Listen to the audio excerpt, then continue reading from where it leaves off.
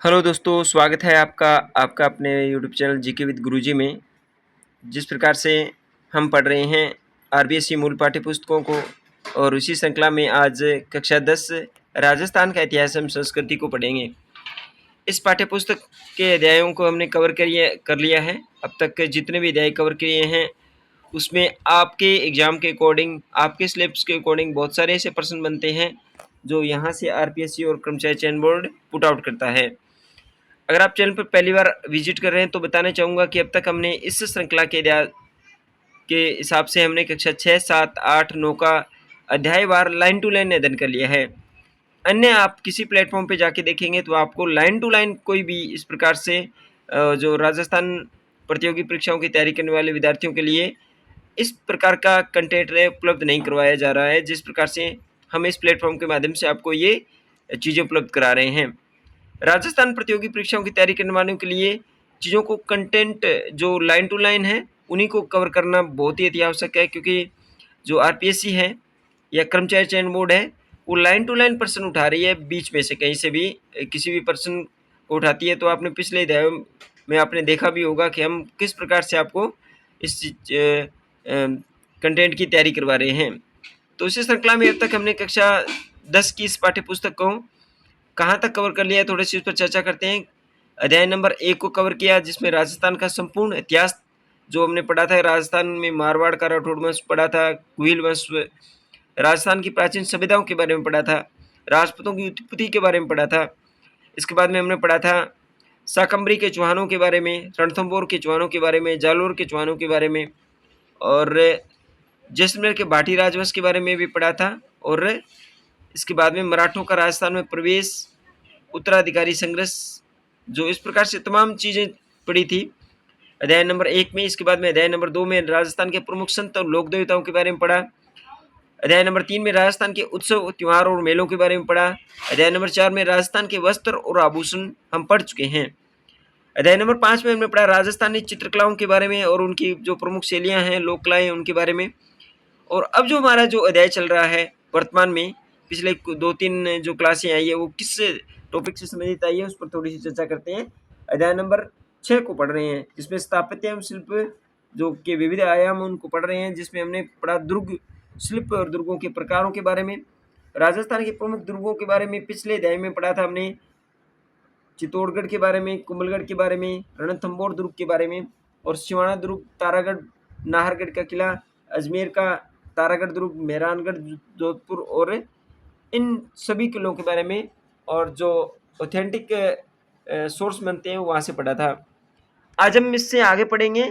तो आप चैनल पर विजिट करें पहली बार तो आपसे रिक्वेस्ट रहेगी कि आप हमारे पे ट्रस्ट करते हुए एक सत्यता के रूप में इस चैनल को सब्सक्राइब करके रखिए, क्योंकि हम आप तक इन चीज़ों को ऑथेंटिक किताबों से पहुंचा रहे हैं, और वो भी लाइन टू लाइन। ये सबसे बड़ी बात है कि हम चीज़ों को लाइन टू लाइन करवा रहे हैं, तो आपका कंटेंट भी क्लियर हो जाएगा। तो चलिए शुरुआत करते हैं आज के इसके टॉपिक की। अब तक हमने इस अध्याय नंबर 6 स्थापत्य एवं शिल्प विविध आयाम इनको पढ़ा है, जिसमें अब तक हमने किन किन जो दुर्गों के बारे में विस्तृत अध्ययन कर लिया है। पहले हमने पढ़ा दुर्गों के प्रकार के बारे में। इसके बाद हमने पढ़ा राजस्थान के प्रमुख दुर्ग चित्तौड़ के बारे में। इसके बाद हमने पढ़ा था पिछले क्लास के अंदर कुंभलगढ़ राजमंद के बारे में, रणथंभौर सवाईमाधोपुर के बारे में, सिवाना दुर्ग बाड़मेर के बारे में, और तारागढ़ बूंदी के बारे में। इसके बाद में हमने पढ़ा था नाहरगढ़ का किला जयपुर के बारे में, तारागढ़ अजमेर के बारे में, मेहरानगढ़ जोधपुर के बारे में पढ़ा था। आज हम इससे आगे पढ़ने वाले हैं चूरू का किला, यहाँ से शुरू करेंगे आज की क्लास से। तो क्लास अगर आपको अच्छी लगे तो इसे लाइक जरूर कीजिएगा और इसे शेयर भी कीजिएगा। चलिए पढ़ते हैं आज का चूरू का किला। चूरू दुर्ग का निर्माण ठाकुर कुशाल सिंह, याद रखना चूरू दुर्ग का निर्माण किसने किया था? ठाकुर कुशाल सिंह ने 1739 ईस्वी में करवाया था। प्रश्न पूछा जाएगा सीधा ही कि चूरू दुर्ग का निर्माण किसने करवाया था? तो ठाकुर कुशाल सिंह ने करवाया था। कब करवाया था? तो कालक्रम से प्रश्न भी पूछे जा सकते हैं। 1739 में और 1814 में बीकानेर राज्य की सेना ने, कब? 1814 में बीकानेर राज्य की सेना ने चूरू दुर्ग को चारों ओर से घेर लिया। लोगों पे गोलों की बरसात कर दी। जवाब में दुर्ग से भी गोले बरसाए गए। कुछ समय बाद गोले बनाने के लिए शीशा समाप्त हो गया। इस पर सेठ साहूकारों और जनमानस ने अपने घरों से चांदी लाकर ठाकुर के सामने रख दी।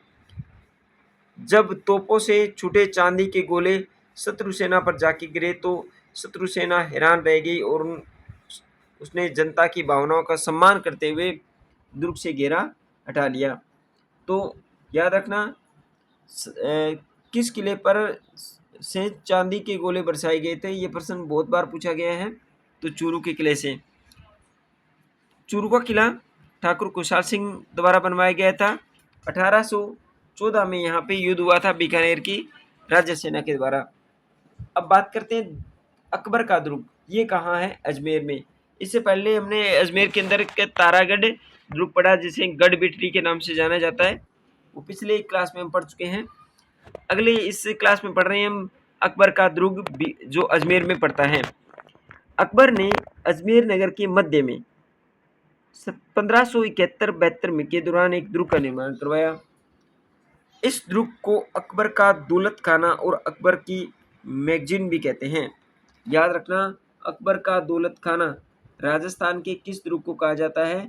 तो अजमेर के अकबर के दुर्ग को कहा जाता है। इसे अकबर की मैगजीन भी कहा जाता है।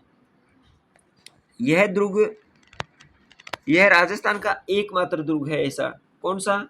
जो मुस्लिम स्थापत्य पद्धति में बनाया गया है। राजस्थान का एकमात्र दुर्ग जो मुस्लिम स्थापत्य शैली से बनाया गया है। 1576 ईस्वी में महाराणा प्रताप के विरुद्ध हल्दी घाटी युद्ध की योजना को अंतिम रूप इसी दुर्ग में दिया गया था। British Rajput sir Thomas Roe जब भारत आया तो मुगल सम्राट जहांगीर को अपना परिचय पत्र इसी दुर्ग में दिया था। 1801 में अंग्रेजों ने इस किले पर अधिकार कर इसे अपना शस्त्रागार यानी मैगजीन बना दिया था। तो ये अकबर का दुर्ग था, जो कि बहुत ही ज़्यादा महत्वपूर्ण था सामरिक तौर से। और इसमें British Rajput sir Thomas Roe ने जहांगीर को अपना परिचय पत्र दिया था। और ये इसी दुर्ग में हल्दी घाटी युद्ध की रणनीति तैयार की गई थी महाराणा प्रताप के विरुद्ध। अब अगला पढ़ते हैं जूनागढ़ दुर्ग, जो कि बीकानेर के अंदर है, जो कि एक बेहतरीन और महत्वपूर्ण किला है।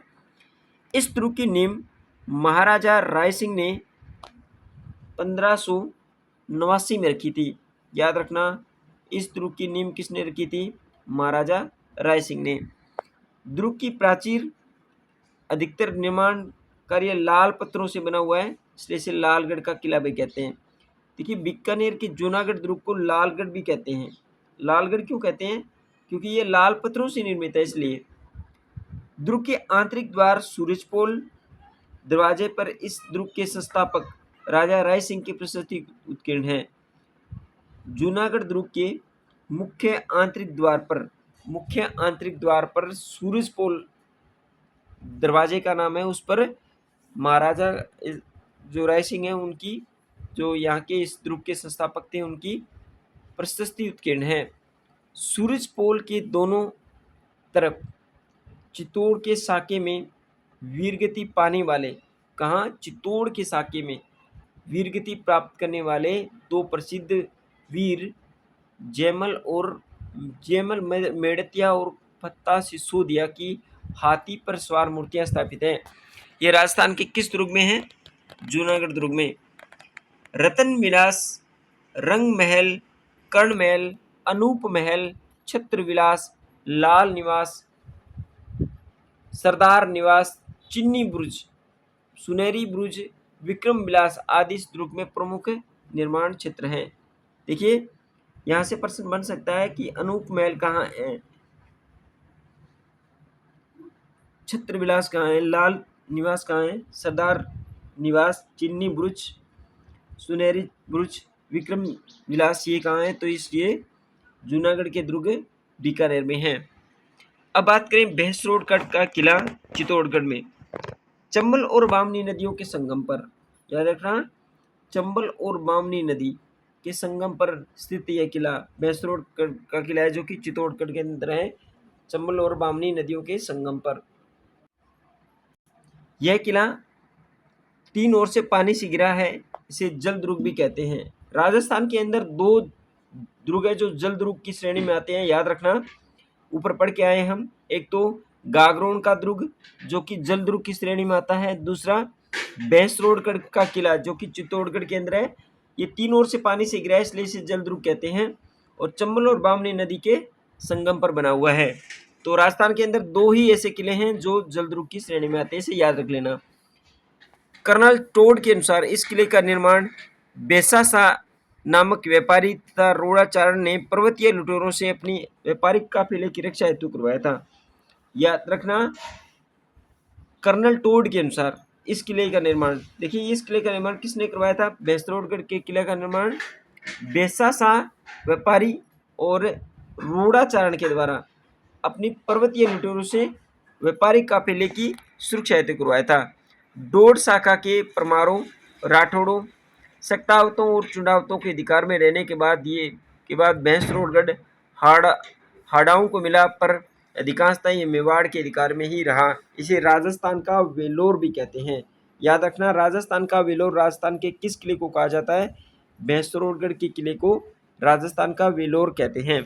तो ये जो चीज़ें थी जो भैंसरोडगढ़ से संबंधित महत्वपूर्ण तथ्य थे। इसके बाद बात करते हैं गागरोन के किले की जो कि झालावाड़ के अंदर है।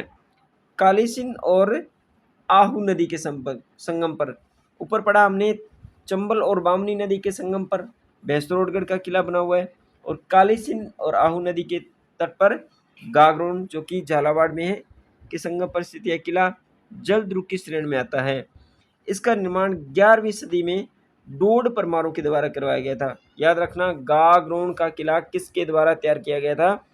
तो डोड परमारों के द्वारा करवाया गया। इसके नाम पर यह डोडगढ़ और दुल्लरगढ़, इसे डोडगढ़ भी कहते हैं क्योंकि डोडों के द्वारा, डोड परमारों के द्वारा किया गया, तो इसे डोडगढ़ भी कहते हैं और इसे दुल्लरगढ़ भी कहा जाता है।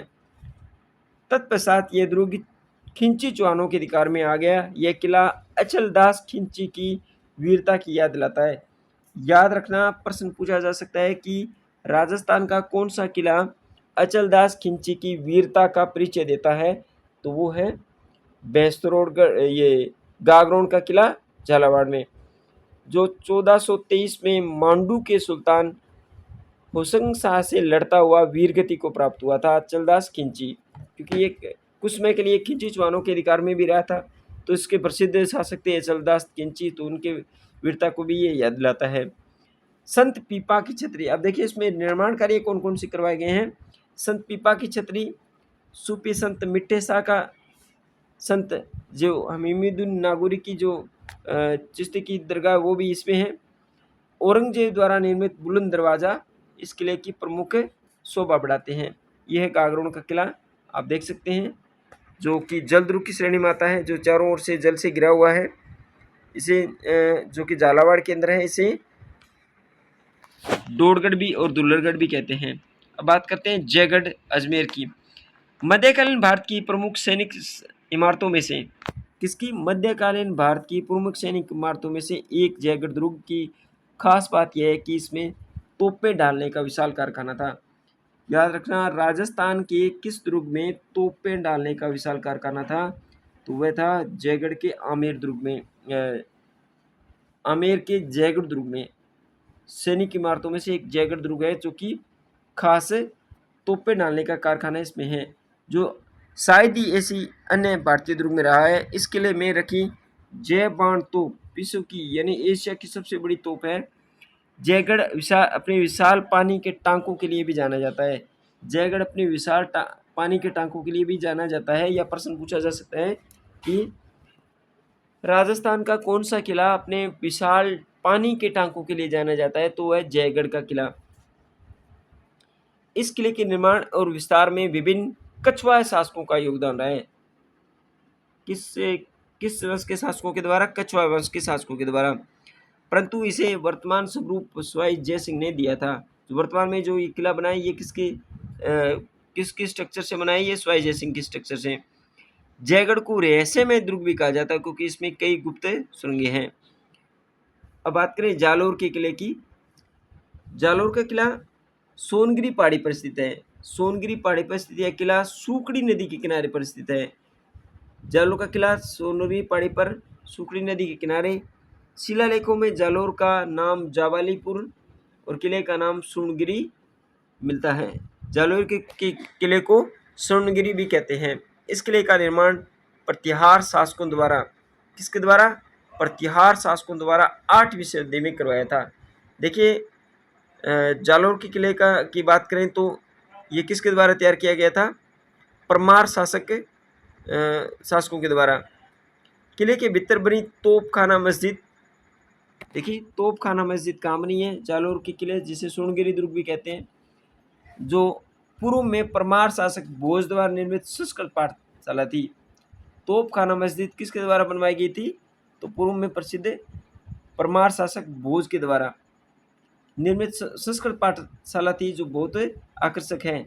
यहाँ का प्रसिद्ध शासक कानरदेव चौहान, जो कि 1305 से लेके 1311 ईस्वी तक जो अलाउद्दीन खिलजी से लड़ते हुए वीरगति को प्राप्त हुआ था। अब बात करते हैं जैसलमेर के किले की। जैसलमेर किले की बात करें, राजस्थान की स्वर्ण नगरी जैसलमेर को कहा जाता है। कहे जाने वाले जैसलमेर में त्रिकुट पहाड़ी पर पीले पत्थरों से निर्मित इस किले को सोनार का किला कहा जाता है।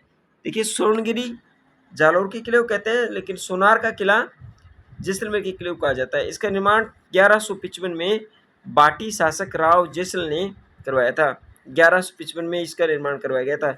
इस दुर्ग के चारों ओर विशाल मरुस्थल फैला हुआ है। इसके बारे में यह कहावत प्रचलित है कि यहाँ पत्थर के पैर, लोहे का शरीर और काठ के घोड़े पर सवार होकर ही पहुंचा जा सकता है। दूर से देखने पर यह किला पहाड़ी पर लंगर डाले हुए जहाज के समान प्रतीत होता है। पहाड़ी पर लंगर डाले हुए जहाज के समान प्रतीत होता है। इस किले को कारीगरों ने चुनने के स्थान पर बड़े बड़े पीले पत्थरों को परस्पर जोड़कर रखा गया है। किले के अंदर बने प्राचीर और भव्य जैन मंदिर, पार्श्वनाथ और ऋषिदेव जी के मंदिर हैं। अपनी शिल्प और सुंदरता के लिए आबू के देलवाड़ा जैन मंदिरों की बराबरी करते हैं। देखिए पार्श्वनाथ का मंदिर और ऋषिदेव का मंदिर ये जैसलमेर के दुर्ग में बने हुए हैं। किले के महलों में रंग महल, मोती महल, गज विलास, ये किसके? जैसलमेर के किले के प्रसिद्ध बात करते हैं। जवार विलास प्रमुख है। इस किले की प्रसिद्ध इसके दुर्लभ और प्राचीन पांडुलिपियों के संग्रहालय के रूप में जानी जाती है। कौन सा किला अपनी दुर्लभ और प्राचीन पांडुलिपियों के लिए जाना जाता है, संग्रहालय के लिए जाना जाता है?